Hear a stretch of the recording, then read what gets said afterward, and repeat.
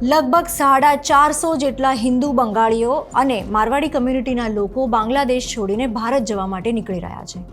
Loud speaker પર announcement કરવામાં આવે છે કે તેઓને ઈસ્ટ પાકિસ્તાનના સઈદપુરથી ભારત તરફ જતી લાસ્ટ ટ્રેનમાં ભારત મોકલવામાં આવી રહ્યા છે. લગભગ અડધી રાત્રે આ મારવાડી અને બંગાળી હિન્દુઓ ટ્રેનમાં ચડે છે એ આશા સાથે કે હવે આગલો સૂર્યોદય તો તેઓ ભારતમાં જ જોશે. સ્ત્રી અને પુરુષ અલગ અલગ કમ્પાર્ટમેન્ટમાં બેસે છે. આ ટ્રેન તેમને લઈને ભારતના વેસ્ટ બેંગોલના જલપાઈગુડી સ્ટેશન પર ઉતારવાની હતી, પણ ટ્રેન લગભગ 2 કિલોમીટર આગળ જાય છે અને રોકાઈ જાય છે. ટ્રેન કેમ રોકાઈ ગઈ, શું થઈ રહ્યું હતું, શું થવાનું હતું, એ કોઈ પણને કાંઈ પણ સમજાઈ નહોતું રહ્યું, કેમ કે તેમને તો પાકિસ્તાની ફૌજ તરફથી એશ્યોરન્સ આપવામાં આવ્યું હતું કે તેમને સહી સલામત ભારત પહોંચાડી દેવામાં આવશે.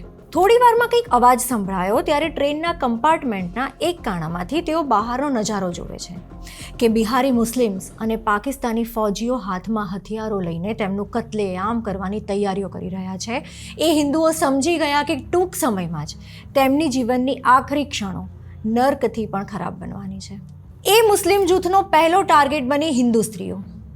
કમ્પાર્ટમેન્ટમાંથી સ્ત્રીઓને ટ્રેનમાંથી નીચે ફેંકવામાં આવી અને શિકારી કૂતરાઓની જેમ એ નરાધમો તૂટી પડ્યા તેમની પર.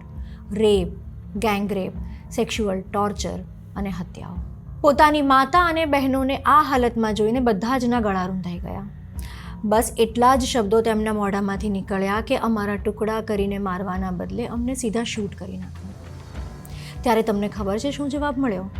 પાકિસ્તાન ફૌજની ગોળીઓ એટલી સસ્તી નથી કે તમારા જેવા પર બરબાદ કરાય. અને આ બધા જ હિન્દુઓ પર આડેધડ છરાના વાર કરીને તેમને તડપાઈને મારવામાં આવ્યા. અને એ રાત્રે કુલ 450 હિન્દુમાંથી ફક્ત 8 થી 10 લોકો જ પોતાનો જીવ બચાવી શક્યા. અને આ ઘટનાનું તાદ્રશ વર્ણન એ જ બચેલા લોકોમાંથી એક નીજુ કુમાર અગ્રવાલે કરેલું છે.